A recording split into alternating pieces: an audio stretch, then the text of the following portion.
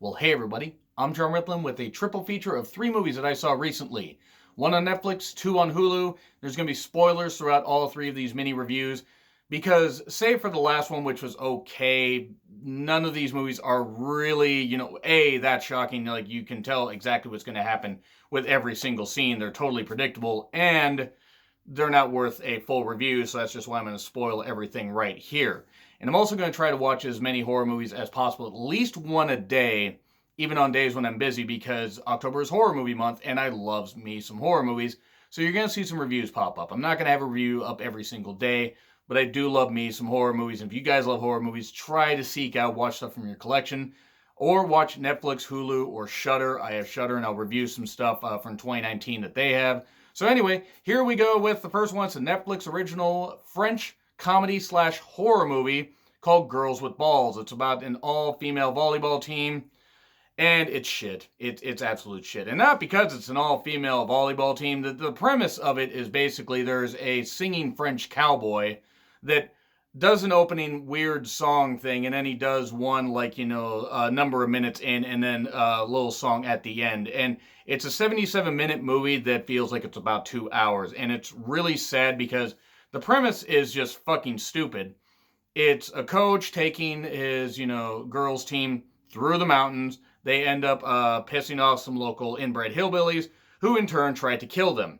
And really, this was just supposed to be a send-up of all, kind of wrong turn movies, which were also shit. I absolutely hated those movies. And just a bunch of other horror movies with a comedic twist. I'm not an expert in French comedy movies. I'm just not. So maybe it's a cultural thing, but I just didn't care for this. The acting was what it was. I'm not really going to knock any of the cast here. But in addition to, the bad gore effects and the splattering of blood, which I don't mind exploitation or goofy blood splatters, but this was just really, really silly. And none of the comedy fired for me at all. And also, one thing I noticed with the all-girls team, you had some team members that looked like they were between 12 and 14, and some that looked like they were pushing 30. Now, I'm not knocking. It was what it was, but it was just a very, very odd, it was just a very odd thing that I noticed. In the end, only a few survived, and then they almost hinted like they were going to do a sequel. There was also this one sequence where some of the girls are fighting back by throwing volleyballs and causing blood splatters from the guys' mouths and, ears and stuff like that. And it was freaking ridiculous. It was ridiculous. It was so goddamn bad. And it just wasn't any good. It was absolute dog shit. And then it ends with one girl earlier finding out that her boyfriend slept around. So she, in the end, survived with a couple others, the 2 weakest characters, or 2 of the weakest characters out of the movie. And then, she basically knees them in the balls and then says, sorry about your balls. That's pretty much where they got the title also, and they use volleyballs and shit like that. It was bad. Girls with Balls was really, really shit. One of the worst movies I've seen this year. If you watch it, you'll see what I mean. Now we're going to move on to School Spirit, and I actually wrote down notes for this one, so you forgive me. It's a Hulu original part of their Into the Dark series, which I guess is a series of horror movies that are just being produced. It's like knockoff Blumhouse, I assume. I will say is School Spirit wasn't necessarily bad, but if you've seen a movie called Deadly Detention, which is about kids going to detention at a correctional facility and being haunted by a killer, which could only be one other person, and it was pretty obvious who it was.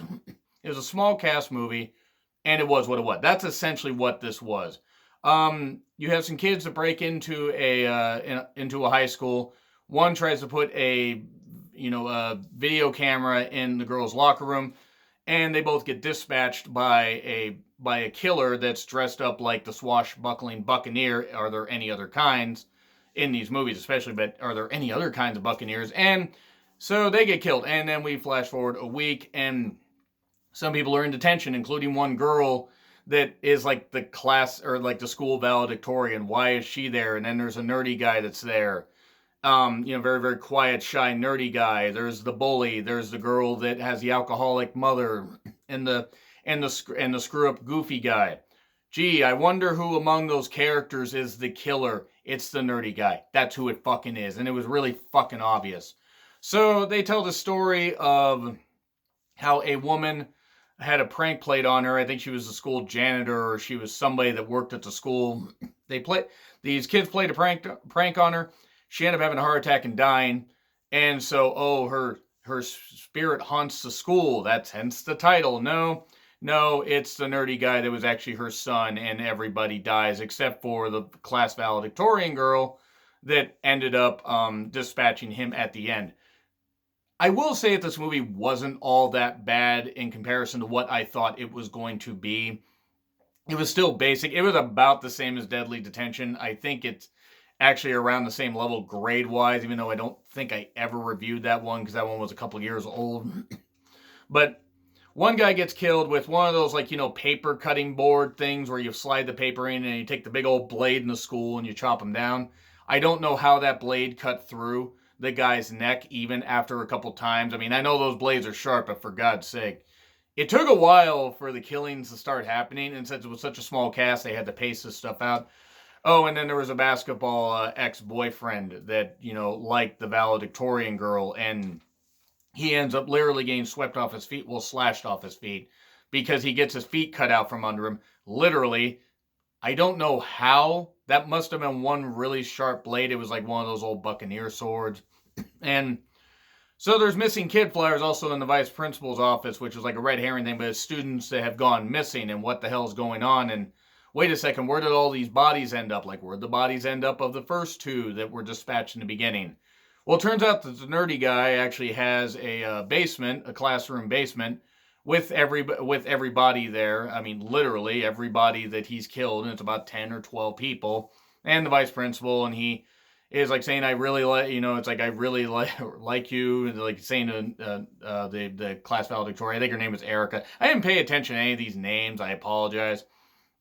But says to her, oh, I really like you, this kind of stuff. Oh, well, I think where most of the budget went was to get the rights to Casey and JoJo's All My Life, which plays at the very end, in the last few minutes of this movie.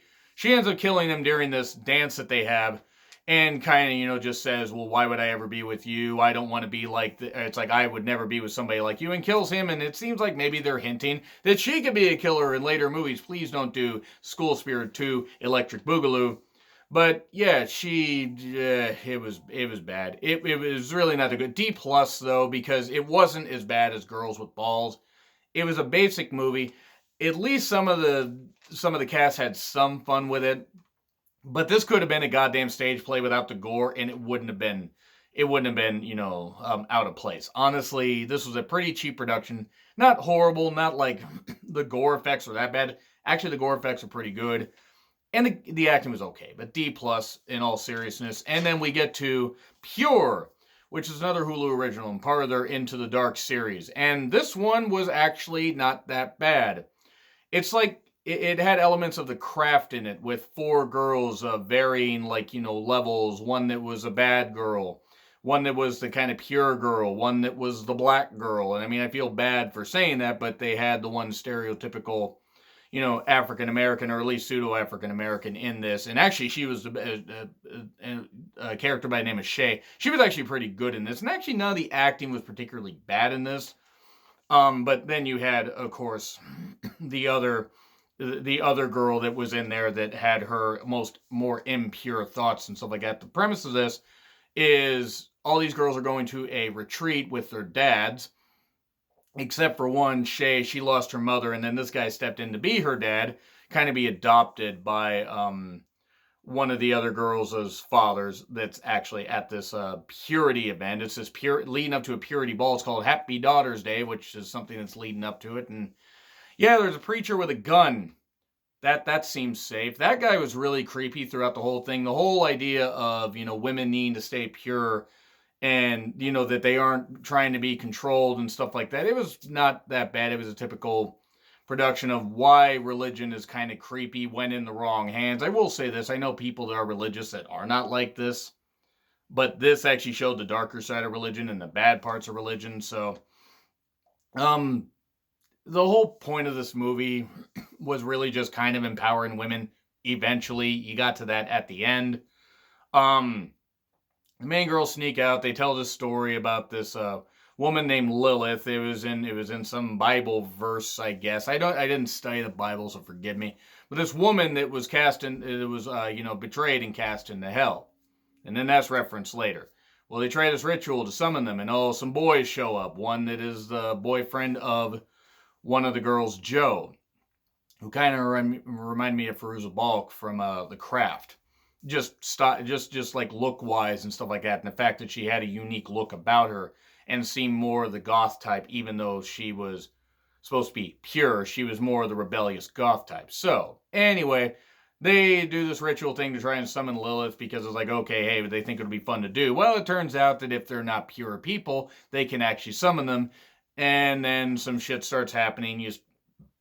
Shay will see Lilith, this spirit, throughout the camp various times. She tries making out with a boy, or she swims with a boy, makes out with a boy, but doesn't go all the way with it. But still, that it's kind of like a test thing. Everybody is part of this cult. I mean, because again, bad side of religion, it's all about cult.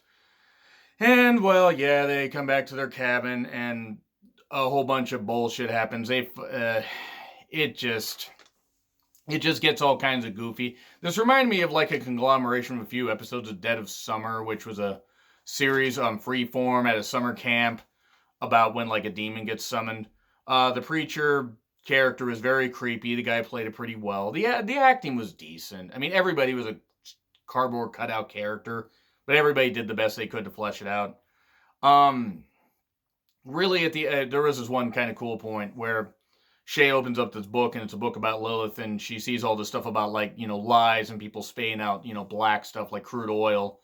And the preacher actually does that later because he lies about a lot of stuff. Some of these women are taken away for a bit. They're locked in this box until they agree to be pure and they agree to be saved, and then they're brought back out because, that's exactly how you have a loving God, and how you promote that is by locking women in boxes. It's not about control. Remember that. Well, in the end,